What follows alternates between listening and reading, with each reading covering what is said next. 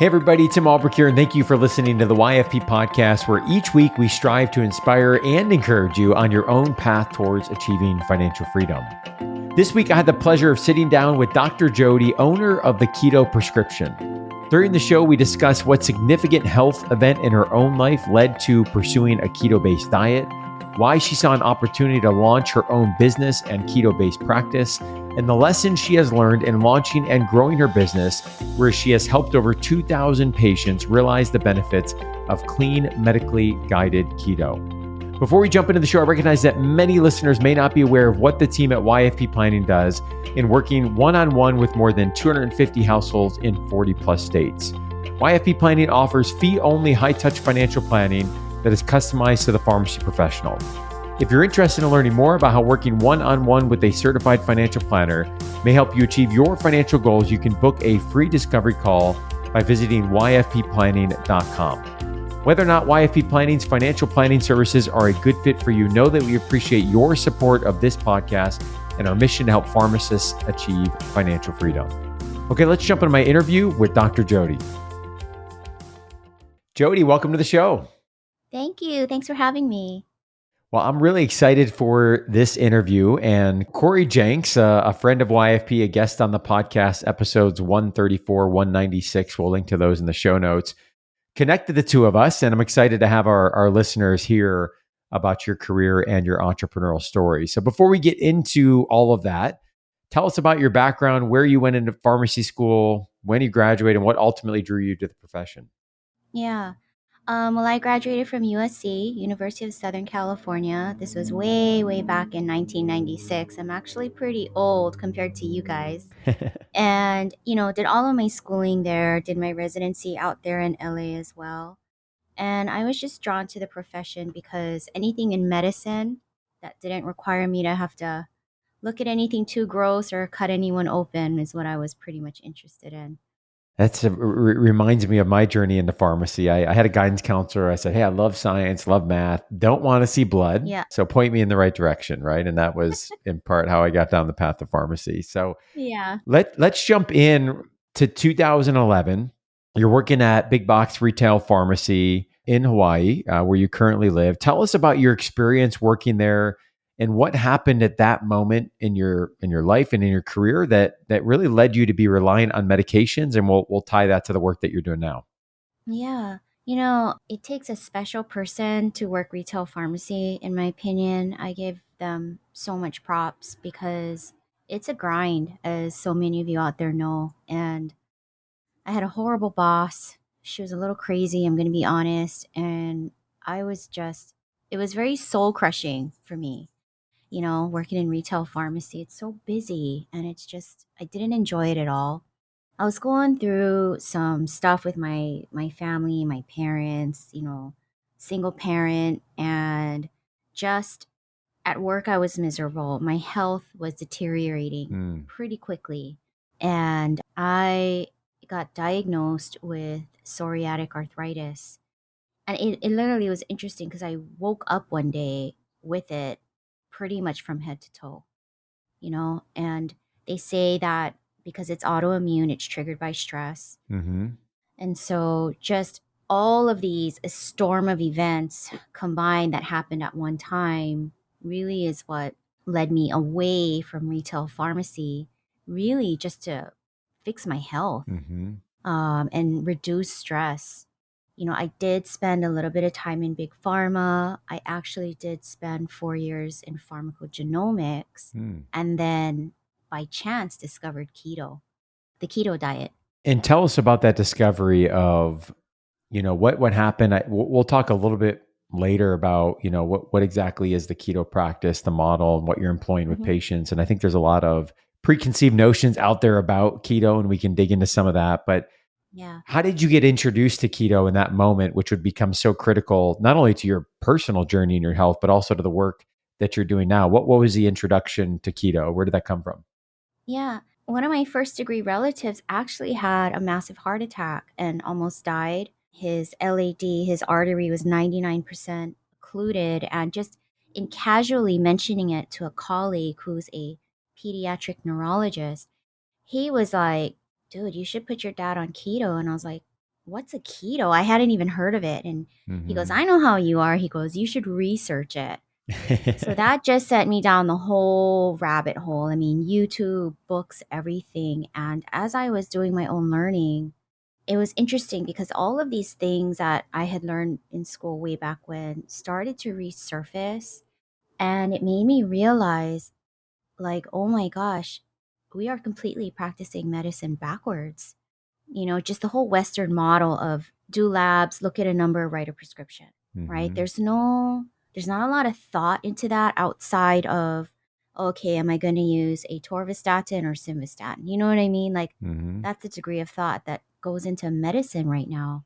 So I decided in that moment that I was going to try the keto diet. I was going to put my relative on it as well and do it together to support him. And in Mm-hmm. doing that, my autoimmune condition completely went into remission. Hmm. And where I had been injecting myself weekly with Enbrel for 13 years, I was now completely off of it. And it was just mind blowing for me.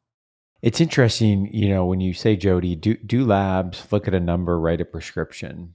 I was reflecting on this recently because I think for all the modern revelations that have come from medicine, which is incredible, and you worked in the industry, a lot of the research and development was done, and the advances that have been made over the last 75 years and much Yeah. shorter, is really, really incredible. But I think we have forgotten about all of the time before any of that even happened, and I think one of the things that I'm learning more and more in my journey, and I think keto here is a good example, or the principles of keto, or looking at other cultures and medicine, and how there's thousands of years of experience.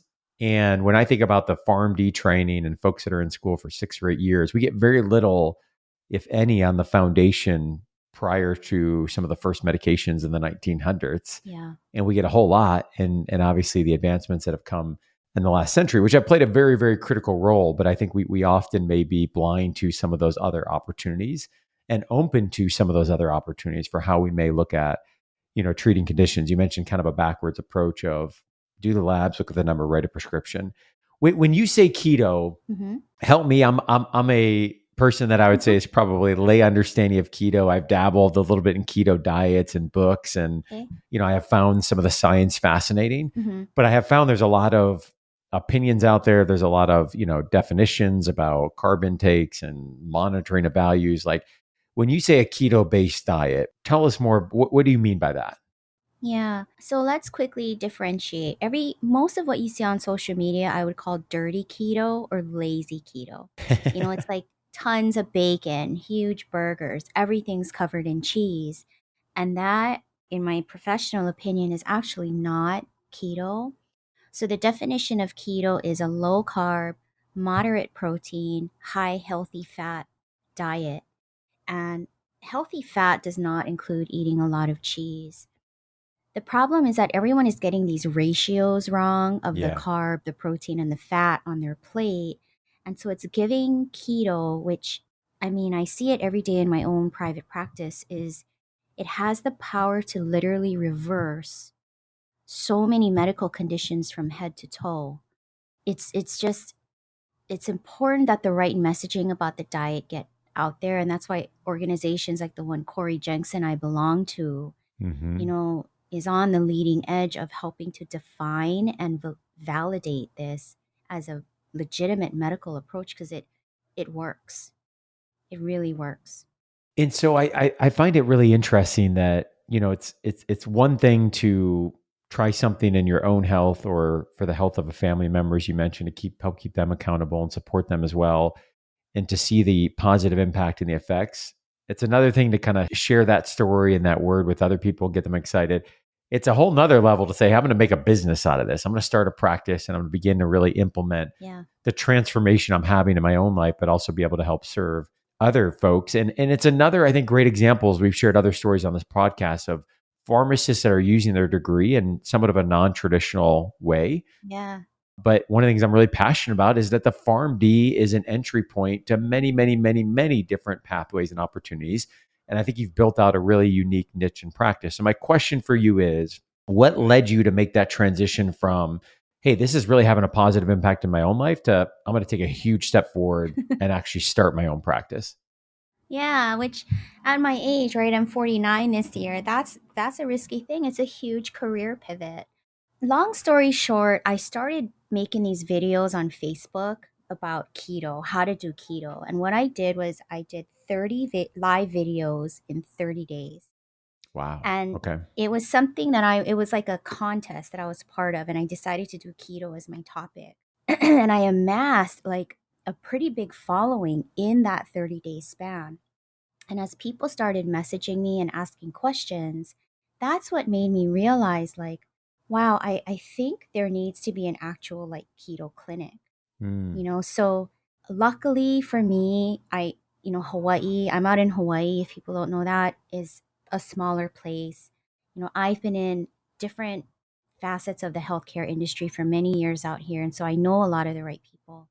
And I met with the head of Blue Cross Blue Shield Hawaii and I said, hey, this is what I want to do, but I'm a pharmacist and we are not recognized as providers out here. Mm-hmm. How do I do this legally?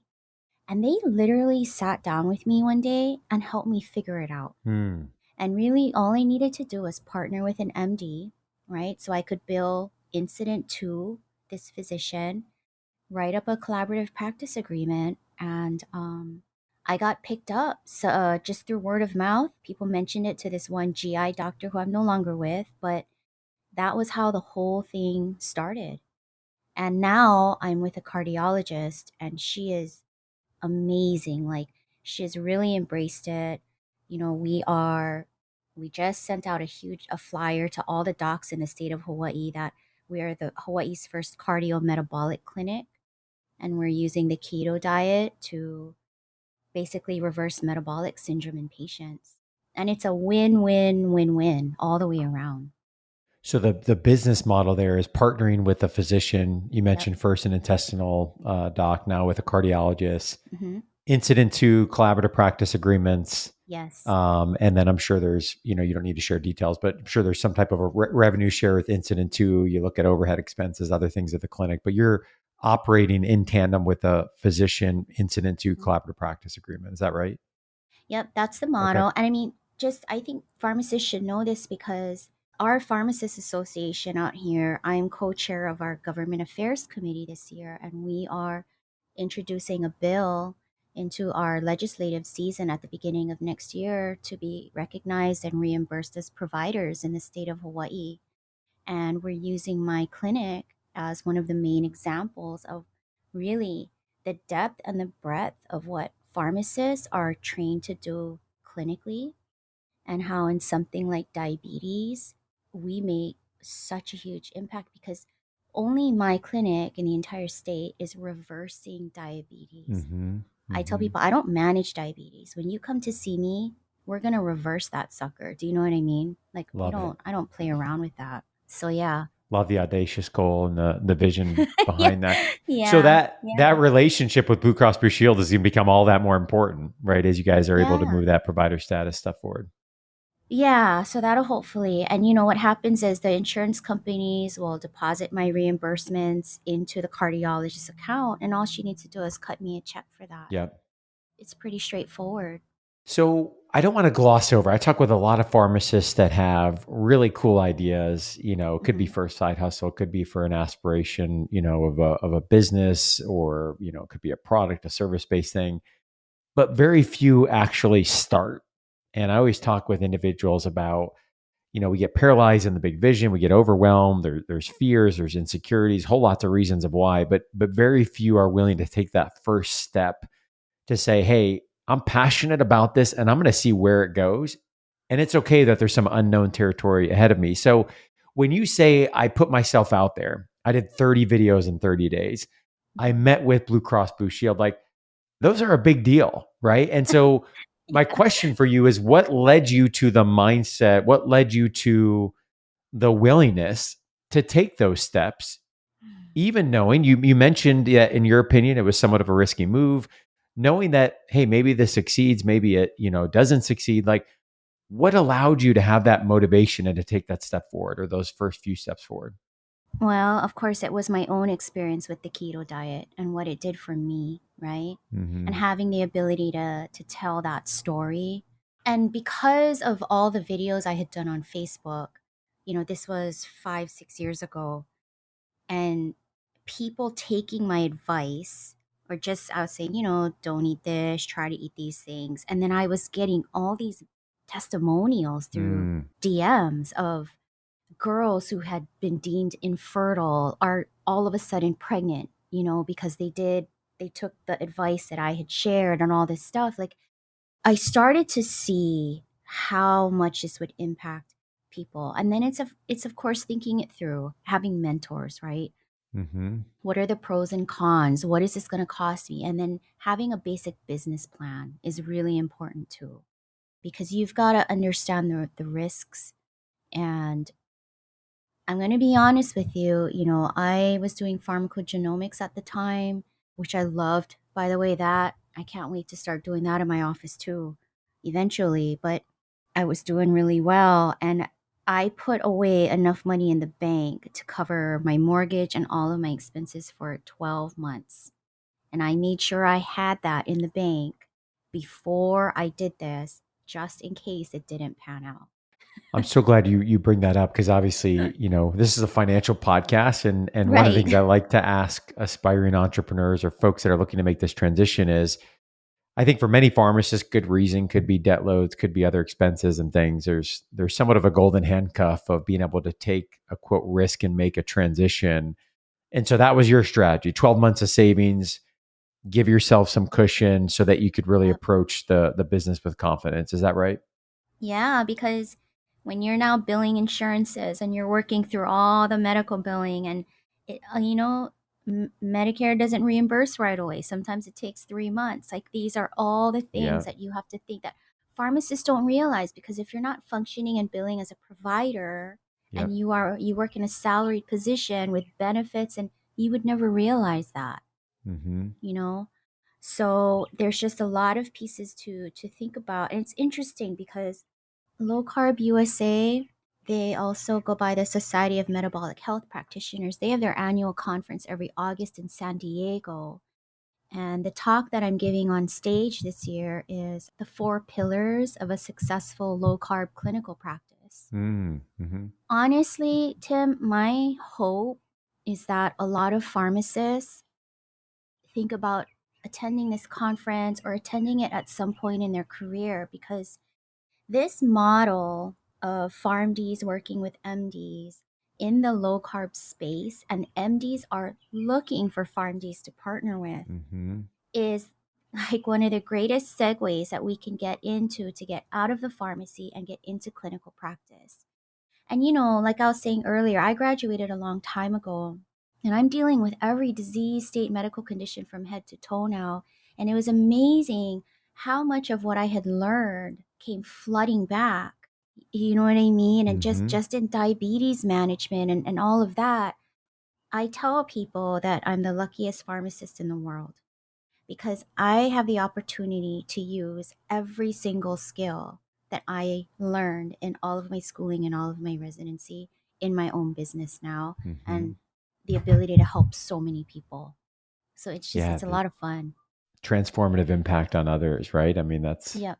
that's awesome. Pharmacists love frameworks, and so your 4 pillars really resonates with me. I think that partly why I asked you the question of what led you to take those first steps is that even when there's a strong motivation, often we want something a little bit more. And so a few things you said that really stood out to me. Number one is that strong why and motivation. You mentioned your personal experiences, Mm-hmm. that sense of obligation to serve and help other people.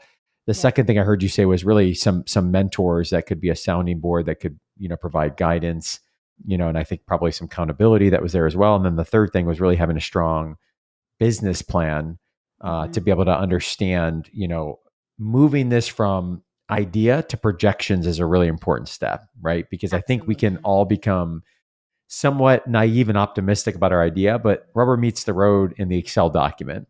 Yeah. And pairing that with Funny. mentors to say, like, where'd you come up with this number? That sounds great, but like, how are you actually going to generate that kind of revenue? Oh, okay, I got to get a level deeper, a level deeper, a level deeper.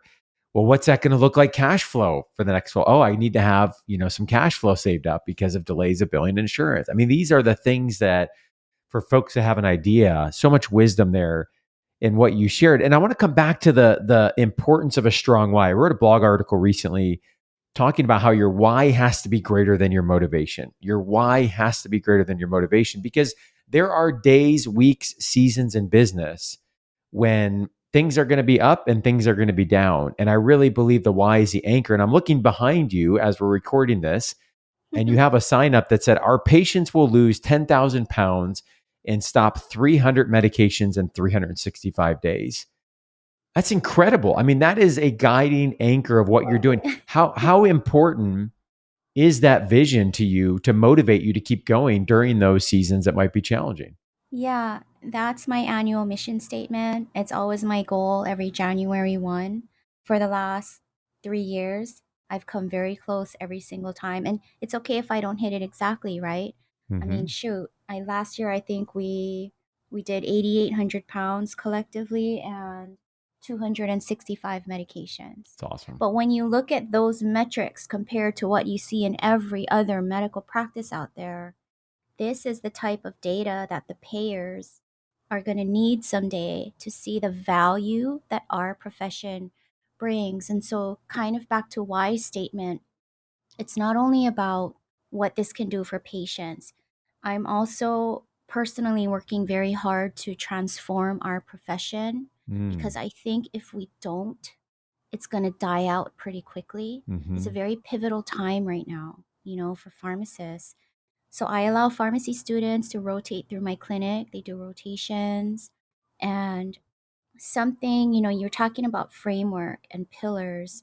If there's a word of advice I could give to a lot of the younger pharmacists out there, is pharmacy can be very siloed. You've got MDs, you've got lab, you've Mm-hmm. got your pharmacist, you've got nursing. And a lot of times these silos don't talk to each other. You have to be that pharmacist that is knows how to go out and network. And very honestly, it was time I spent in big pharma in different positions that taught me how to do that. And that came in so handy when I was thinking of starting this clinical practice.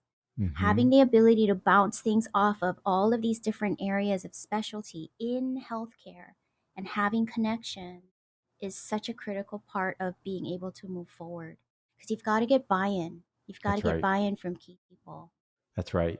Yeah, and Hmm. building alliances, having physician Yes. advocates, having relationships with payers, having folks that can help speak on your behalf. So when you're introducing a bill in Hawaii, you've got physician Yeah. advocates that are speaking to that. So I'm really hearing two big buckets of what you're working on. One is the practice, the business, helping individual patients, and then the other is really the impact on the profession Yes. and really elevating what pharmacists can do as providers. Hmm. Sure, that helps the business, but ultimately that expanded scope is going to allow for expanded services and a greater impact on patients. So my question for you is, how important has your involvement been? You mentioned a role in the state association. How important has your involvement been in the state association and that work in terms of the connection to what you're trying to build and do in a practice? Because I think we've lost some of the juice Oh, yeah. behind the value of associations, and I am able to sit firsthand, on the leadership team of the Ohio Pharmacist Group and really see the value at the state level. And so I'm curious to hear your perspective there as well. Oh, man, I envy you. You're with Ohio, because you got a lot of great things accomplished out there. Hawaii is so far behind, and we are a dying association out here. I'm going to be very honest with you. Mm, What we're working on this year for the next legislative session, and it really, at the end of the day, it always boils down to just three of us that are doing the brunt of the work, yeah, and yeah, me calling on every representative and senator in the state that I've known or grown up with. Again, it's that networking thing, partnering with professional organizations like the American Diabetes Association to get their testimony of support, at the right time, beginning of next year. It's all of this is so intertwined. It's fascinating to me. And if we don't fix it, I fear what's going to happen. And it's so interesting because I see a lot of this where we're on our monthly call And it's that problem where the hospital pharmacists only know hospital pharmacy things, and the community Yep. pharmacists only know community pharmacy things, but they don't necessarily know people outside of that. Yep. So we keep hitting this wall. And I think it's because I took such an unconventional path in my career that I have all of these connections, and I know who to talk to, at least if we're trying to Mm-hmm. figure out how to do something. And I would strongly encourage people to just get out of the pharmacy.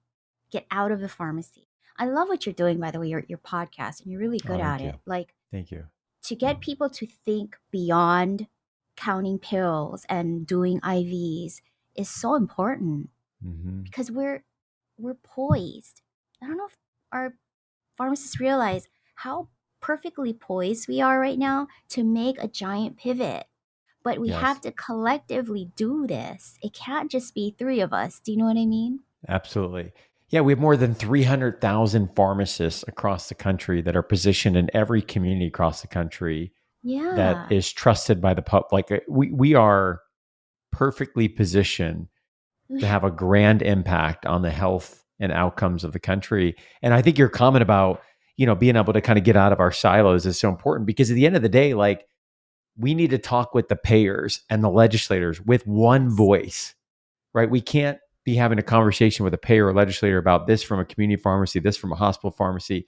We're not big enough to start to splice and segment those things. We have to have one voice of what Yep. we're trying to advance and do for the population. And obviously, when it comes to the payer perspective, can we advance the outcomes and the work that obviously you've been able to do in your own practice? So 8,000 plus pounds, I heard you say in this past year, 250 plus meds that you were able to deprescribe.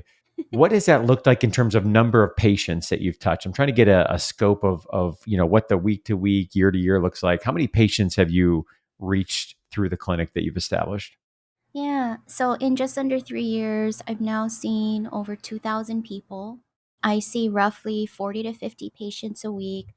I try not to work more than 4 days a week in clinic. And the reason why is because I'm dealing with food and eating behaviors and a lot of food addictions, because sugar is in everything now. I do quite a bit of psychology in each Mm-hmm. appointment, whether I Yeah, want to or not. And after 14 patients in a day, which doesn't sound like a lot, but it's a lot, that's a it lot. can be very draining. Yep. So my average day is 12 to 14 patients, and it usually takes about 6 appointments for me to teach them everything. Yep. And really, the people that come to see me, they are like ready to make a change. A lot of them have already had gastric bypass surgery. A lot of them have gone through different weight management programs, and they're ready. They get it. And that's why through my social media outlets, I'm very thoughtful and I'm very intentional of the words that I use and the vibe that I put out, Mm, because it's only those types of patients that I'm trying to attract. yep. My saying is, I don't want lazy and I don't want crazy. Those people can go somewhere else. I want the people that really want to change their health. Yeah. It reminds me of the readiness to change spectrum that we all learned about in pharmacy school, right? Whether it's weight loss, tobacco cessation, there has to be a readiness and a mindset, and obviously you're helping to facilitate that change there as well. What has been one of the more challenging, or a couple of the challenging things of running and growing your own business?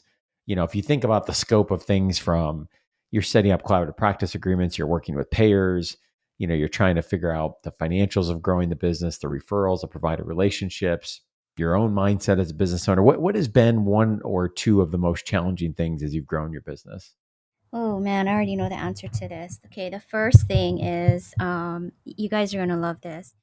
Two doctors who run weight loss clinics filed a formal complaint against me with the state of Hawaii Oh, geez. that what I'm doing is fraudulent because I am not allowed to call myself doctor. I am not a doctor.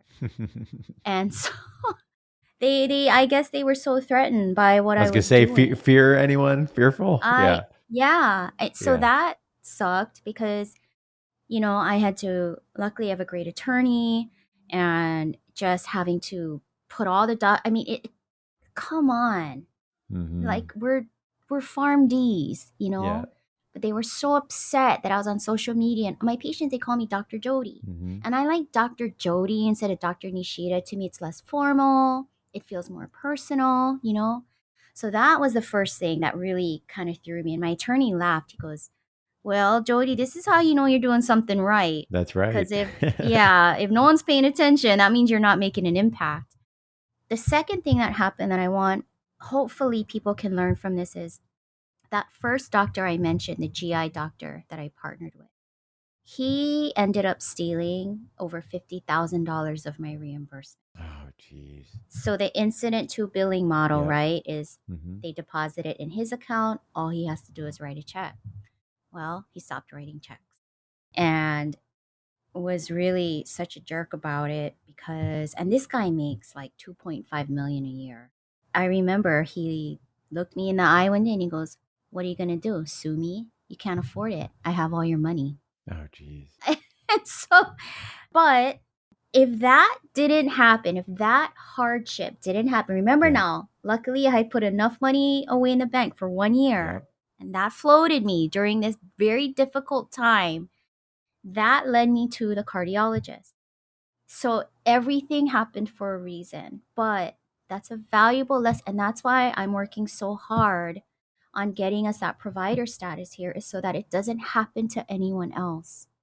Yeah, what's really interesting, and I want to call out for a moment, is your mindset through that difficult situation, right? Because I think that someone could look at that and say, victim mentality, right? I saved for 12 months and, I was going to start this business and here I am, this first big challenge. You know what? Like, I'm just not cut out for this. This isn't going to work out. I'm just going to fold Yep. it in, get my paycheck back and keep moving. Mm-hmm. And so I think the financial foundation helped you be able to weather that storm. But you also, despite those funds in the bank, you also had to have the resilience through that scenario to say, Yeah. my mission and my why is greater than my motivation and the situation that I'm going through in this moment, right? Because you knew that you had a bigger mission to serve and ultimately patients to take care of. And it's not just me, right? As pharmacists, we tend to focus a lot on medications, but our value in actual disease state management and what we do for people's lives, I think we lose sight of that, Yeah, so many years after we graduate. But we can't do that because we're really good at what we do, whether we realize it or that's not. right. Yep. You're not going to realize it in retail pharmacy very often. But if you can find these little niches, we are so valuable. I mean, really, we are. So, Jodi, if we fast forward to 2027, 5 years from now, Hmm. right now you've got this bold vision. You're obviously making great progress towards 10,000 pounds, 300 medications that you're going to stop. What does success look like for you 5 years from now as you continue on this journey?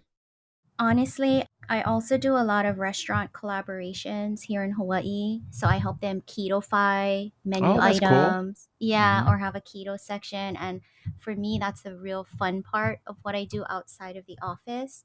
I really would love to have my own little keto cafe. And it's more so like I can just hang out there too. But I think it would go really well, and I think I've built enough of a brand and reputation out here. But that would Yeah. just be something fun. So the clinic aspect, growing that, bringing more PharmDs on board, number Yep. one, so that I don't have to be in the office all the time, and then I can build this additional thing as Yeah. well. Is a dream for me. I love that. And obviously the advocacy efforts you mentioned, being able to train up the next generation of pharmacists on this Yeah. podcast. I know you're going to motivate others that are out there to consider options in their own journey as well. So I love that. And if you get the Keto Cafe up and running, I'm making a trip out to Hawaii. So Please, yeah, come out. count it. I've never been. So this would be my first trip out uh, there. you got to come out. Well, this has been fun. You've been an inspiration to me, and I'm so glad Corey connected the two of us. Where can folks go to learn more about you and to follow your journey? Yeah, my website is theketoprescription.com. I'm on Instagram at theketoprescription. You can also type that into YouTube, and I have a bunch of videos up there that talk about different things. I talk a lot about food and the origin of the food that we're eating nowadays. So it's pretty interesting. You guys should educate yourself on that because Mm-hmm. the food industry is pretty crazy. Mm-hmm.